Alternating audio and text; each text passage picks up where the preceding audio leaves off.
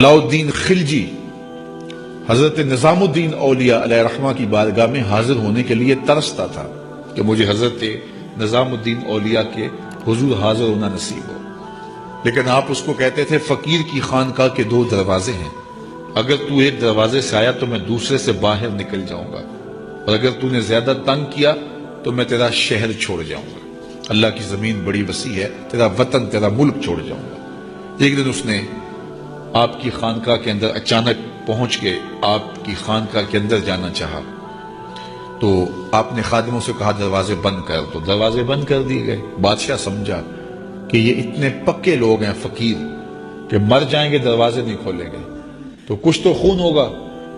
اس نے کاغذ کے ایک ٹکڑے پہ لکھا اور خادم کے ذریعے حضرت کو پہنچایا۔ لکھا یہ کہ کیا بات ہوئی کہ بادشاہوں کی چوکھٹ پہ بھی بواب چوکیدار اور فقیروں کے دروازوں پر بھی بواب، فرق کیا ہوا شاہی میں اور فقیری میں؟ تو حضرت نے کاغذ کے ٹکڑے کی پشت پر لکھا فرق یہ ہے کہ بادشاہوں کے دروازوں پر جو بواب ہوتے ہیں وہ فقیروں اور سائلوں کو روکنے کے لیے ہوتے ہیں، اور فقیروں کی چوکھٹ پہ جو بواب ہوتے ہیں وہ بادشاہوں کو روکنے کے لیے ہوتے ہیں۔ اس نے کہا حضرت اگر آپ اجازت دیں تو میں آپ کی خانقاہ کی زیارت کر سکتا ہوں؟ آپ نے کہا جاؤ کر لو۔ وہ گیا، خانقاہ دیکھی تو لنگر خانہ دیکھا، مختلف جگہیں دیکھی۔ جب استبل میں پہنچا، گھوڑوں کا استبل تھا بہت بڑا حضرت نظام الدین اولیاء کا، تو جب وہاں پہنچا تو کیا دیکھا کہ گھوڑوں کی جو میخیں ہیں، قلعے جو ہیں وہ چاندی کے ہیں، اور جن زنجیروں اور سنگلوں سے ان کے پاؤں باندھے ہوئے ہیں وہ سونے کے۔ تو بادشاہ کو پھر شرارت سوجی تو اس نے پھر کاغذ کے ٹکڑے پہ لکھ کے حضرت کو بھیجا، یہ کیا ہوا؟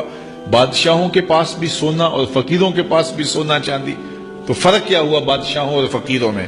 تو شیخ نے اسی کاغذ کے ٹکڑے کی پشت پر لکھا فرق یہ ہے بادشاہ خزانوں میں سنبھال کے رکھتے ہیں، فقیر گھوڑوں کے قدموں میں ڈال کے رکھتے ہیں۔ تو ان کے نزدیک سونے چاندی کی اہمیت کیا ہوتی ہے؟ جب بہار چین، یہ بہت بڑا قیمتی قالین تھا، ایران جب فتح ہوا حضرت فاروق اعظم کے زمانے میں، تاریخ پڑھیں تو یہ بہار چین ایسا قیمتی قالین تھا کہ اس زمانے میں اگر کسی کو وہ بہار چین پہ بٹھا دیتے تو وہ ساری زندگی ناز کرتا کہ میں بہار چین پہ بیٹھا ہوا ہوں۔ تو حضرت عمر کے زمانے میں جب ایران فتح ہوا تو وہ بہار چین قیمتی جو قالین تھا وہ اونٹوں پہ لاد کے مدینے بھیجا گیا، اور جب وہ مال غنیمت اترا اور اس میں بہار چین بھی تھا تو لوگوں نے پوچھا کہ کیا کیا جائے؟ کسی نے کہا مسجد نبوی میں بچھا دیا جائے، تو حضرت عمر نے کہا یہ اس قابل کہاں ہے کہ مسجد نبوی میں بچھایا جائے؟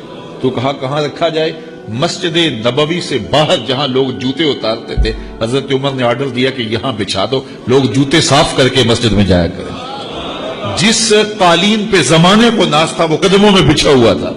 یہ اسلام کا مزاج ہے۔ نظام الدین اولیاء علیہ رحمہ کو محبوب الہی کہتے ہیں نا، ان کا واقعہ بھی علماء نے یہ لکھا ہے، صوفیاء نے، کہ ان کے شیخ حضرت بابا فرید الدین گنج شکر رحمۃ اللہ تعالی علیہ ایک دن موج میں آ گئے اور کہا کہ نظام الدین محب بنو گے یا محبوب بنو گے؟ تو یہ بڑی خدمت کرتے تھے اپنی شیخ کی، تو کہا کہ محب بنو گے یا محبوب؟ تو کہا حضرت اگر اجازت ہو تو اپنی ماں کو نہ پوچھاؤں۔ اللہ اکبر! ان لوگوں کی مائیں بھی تو صاحب حال ہوا کرتی تھی۔ تو کہا کہ اگر اجازت ہو تو اپنی ماں کو نہ پوچھاؤں کہ محب بننا ہے یا محبوب بننا ہے؟ کہا جاؤ تمہیں اجازت ہے۔ تو گھر کی طرف روانہ ہوئے، ایک آدھ دن کا سفر کیا، راستے میں ایک فقیر تھا مجذوب جو راستے میں بیٹھا تھا، حالت اس کی عجیب سی تھی، تو یہ سلام کر کے گزرنے لگے تو وہ مسکرا کے بولا محب بنو گے یا محبوب؟ تو حیرت زدہ ہو گئے کہ اسے کیسے پتا چل گیا، یہ تو میرے شیخ کا اور میرا راز ہے۔ تو رک گئے، کہا کہ حضرت اگر آپ بتا دیں تو بہت اچھا ہو۔ کہا نہیں ماں سے پوچھو، جو وہ بتائے گی وہی بن جانا، اور اگر ماں نے نہ بتایا تو کل آ جانا، اسی وقت یہاں ملاقات ہوگی، پھر میں بتا دوں گا۔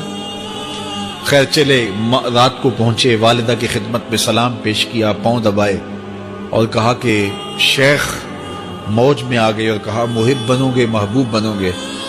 تو میں نے کہا ماں سے پوچھ لوں، تو میں ماں جی آپ سے پوچھنے آیا ہوں۔ راستے میں یہ واقعہ بھی ہوا، تو ماں نے کہا کہ بیٹے تم صبح ناشتہ کر کے پلٹ جانا، اور وہ جو راستے میں تیرے دل کی بات بوجھ گیا وہ کوئی صاحب حال تھا، وہ تمہیں صحیح بتا سکے گا کہ محب بننا کہ محبوب بننا۔ خیر یہ صبح ناشتہ کر کے ماں کے پاؤں پکڑے، اجازت طلب کی اور واپس نکلے، اور وہاں جا کے دیکھا تو کوئی فقیر نہیں ہے۔ بڑے حیرت زدہ ہوئے، دائیں بائیں سے پوچھا کہ یہاں کل ایک بابا بیٹھا تھا، کہا وہ تو کل کے فوت ہو گیا۔ تو کہا اس کی قبر کہاں ہے؟ کہا قبر کس نے بنانی تھی اس کی؟ وہ گندگی کے ڈھیر پہ لوگوں نے پھینک دیا۔ دل میں بڑے حیرت زدہ ہوئے، اتنا باکمال تھا، لیکن اپنی حالت یہ، خیر وہاں چلے گئے اور جا کے کھڑے ہو کے پوچھنے لگے، بندہ خدا دل کی باتیں پوچھتا تھا اور میرے ساتھ وعدہ کیا تھا کہ اگر ماں نے نہ بتایا تو کل آنا، اور اپنا پتہ ہی نہیں تھا کہ کیا ہونے والا ہے۔ یہ بات کہی تو بابا اٹھ کے بیٹھ گیا۔ عرش فرش تے بانگا ملیاں تے مکے پہ گیا شور، بلے شاہ سا مرنا ناہی تے گور پیا کوئی ہور۔ ہاں اٹھ کے بیٹھ گیا اور کہا کہ نظام الدین، محبوب بننا محب نہ بننا۔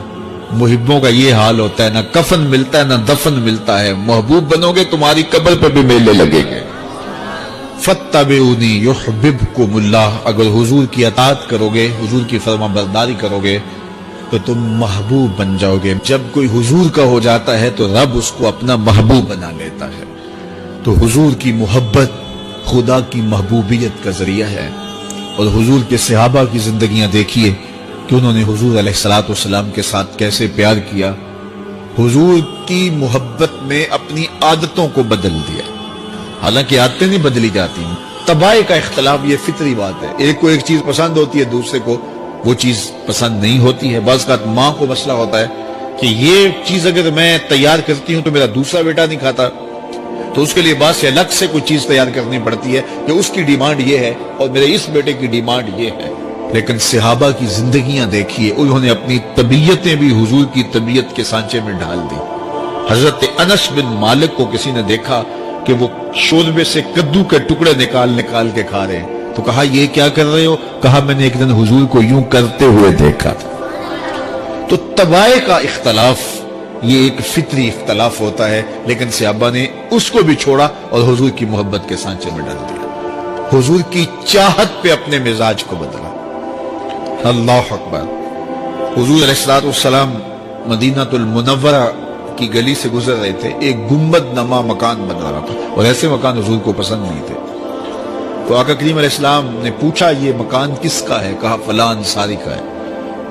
حضور گزر گئے، چہرے پہ تھوڑے سے ناگواری آثار حویدہ ہوئے۔